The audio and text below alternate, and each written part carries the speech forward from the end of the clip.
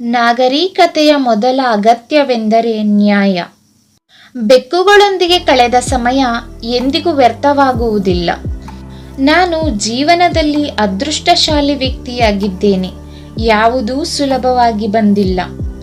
ನಮ್ಮೊಳಗೆ ಒಂದು ಶಕ್ತಿಯುತ ಶಕ್ತಿ ಇದೆ.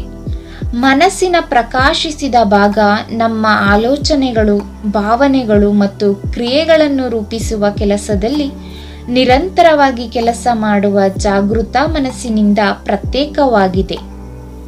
ನಿಮಗೆ ಅದನ್ನು ಮಾಡಲು ಸಾಧ್ಯವಾಗದಿದ್ದರೆ ಬಿಟ್ಟು ಬಿಡಿ. ಸೃಜನಾತ್ಮಕ ಬರವಣಿಗೆಯ ಒಂದು ತುಣುಕು ಹಗಲು ಕನಸಿನಂತೆಯೇ ಒಂದು ಕಾಲದಲ್ಲಿ ಬಾಲ್ಯದ ಆಟವಾಗಿತ್ತು. ಅದರ ಮುಂದುವರಿಕೆ ಮತ್ತು ಬದಲಿಯಾಗಿದೆ. ನಾನು ಓದಲೆಲ್ಲ ನನಗಿಂತ ಮೊದಲು ಒಬ್ಬ ಕವಿ ಇದ್ದದ್ದನ್ನು ನಾನು ಕಂಡುಕೊಂಡಿದ್ದೇನೆ. ವ್ಯಕ್ತಿಯ ಸ್ವಾತಂತ್ರ್ಯವು ನಾಗರಿಕತೆಯ ಕೊಡುಗೆಯಲ್ಲ. ಯಾವುದೇ ನಾಗರಿಕತೆ ಇರುವ ಮೊದಲು ಅದು ಶ್ರೇಷ್ಠವಾಗಿತ್ತು. ಹುಚ್ಚನು ಎಚ್ಚರವಾಗಿರುವ ಕನಸುಗಾರ.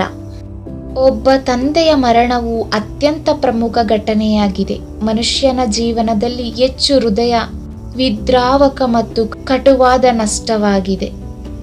ಕವಿಗಳು ಮನಸ್ಸಿನ ಜ್ಞಾನದಲ್ಲಿ ಸಾಮಾನ್ಯ ಮನುಷ್ಯರಾದ ನಮಗೆ ಯಜಮಾನರು, ಏಕೆಂದರೆ ನಾವು ಇನ್ನೂ ವಿಜ್ಞಾನಕ್ಕೆ ಪ್ರವೇಶಿಸದ ಹೊಳೆಗಳಲ್ಲಿ ಅವರು ಕುಡಿಯುತ್ತಾರೆ.